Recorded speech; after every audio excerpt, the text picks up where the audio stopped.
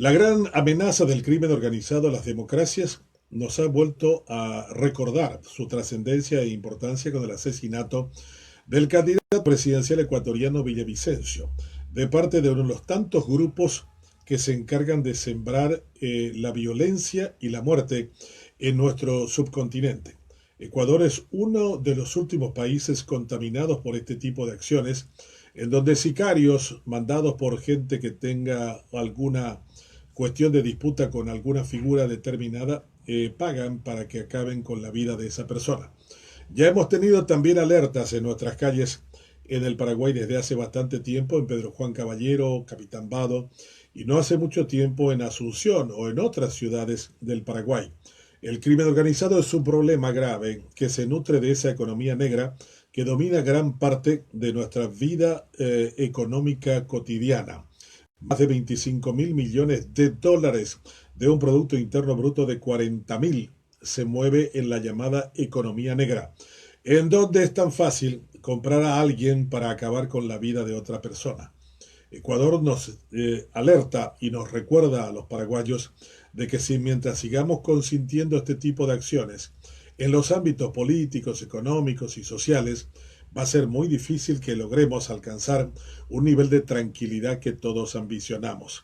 El Paraguay también requiere una fuerte lucha contra el crimen organizado y de eso ha venido también alertando desde hace bastante tiempo con calificaciones de significativamente corruptos a los norteamericanos a actores políticos de nuestro país. Es hora de aprender.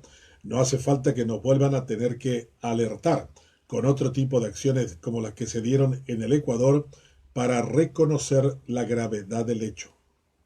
3x3 por Benjamín Fernández Bogado. Un país que no tiene capacidad para dar de comer a sus hijos que van a las escuelas, porque del presupuesto los políticos se llenan la boca de educación, pero nunca destinan los recursos que se requieren. En realidad se toman de cualquier argumento para distraer a la sociedad de los temas trascendentes. El debate sobre la cuestión de género en el Congreso ha tenido una nueva escalada con la ratificación de la Cámara de Diputados en la cuestión de rechazar la donación de la Unión Europea, que enojada ha reaccionado con un documento diciendo de que esto realmente viola una serie de acuerdos firmados por el Paraguay. Esta es una norma, una ley que tiene rango inferior que un tratado. Y también ha generado la reacción de la embajadora japonesa en el Paraguay, que dice que esto deja unos antecedentes nefastos para un país que vive gran parte de su vida cotidiana de las donaciones, de japoneses, de la Unión Europea, de los taiwaneses. Cuando nos portamos de esta manera, llevados por la cuestión de carácter electoral, donde no hay fundamentos sólidos para hablar de las cosas que trascienden, y algún encargado de marketing dice vamos a distraer a este pueblo con el argumento fascista de Dios, patria y familia, y sobre esa base vamos a construir un discurso en una causa, y hay muchos que lo creerán como el argumento central, entonces es lógico de que tengamos que buscar recursos para la educación, para alimentar a nuestros hijos y no tener que estar dependiendo de alguna donación foránea para dicho propósito. 3x3 por Benjamín Fernández Bogado. El presidente electo Santiago Peña se reunió con los norteamericanos en la embajada. Es una cuestión nada menos intrascendente porque demuestra más o menos el grado de relación que va a tener el futuro gobierno con la embajada ubicada sobre la calle Kubitschek.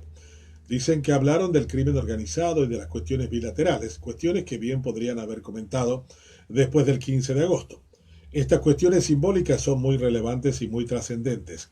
Cuando el general MacArthur fue el ocupante de los norteamericanos en territorio japonés, hubo un gran debate acerca de en qué momento el emperador Hirohito tenía que salir de su palacio, cruzar la calle y venir a rendirle pleitesía al general MacArthur, quien esperó durante una buena cantidad de tiempo para que ese signo de humillación se diera y para demostrar quién realmente era el que mandaba. En estas cuestiones simbólicas son muy trascendentes este tipo de acciones. ¿Dónde va? ¿A qué va? ¿De qué hablan? ¿Y qué mensaje quieren enviar? El canciller futuro, Rubén Ramírez, dijo que hablaron de todos los temas menos de Cartes. Es probable que en el lenguaje diplomático habría que entender todo lo opuesto. De lo único que hablaron fue de Cartes y todo lo demás fue simplemente un pretexto.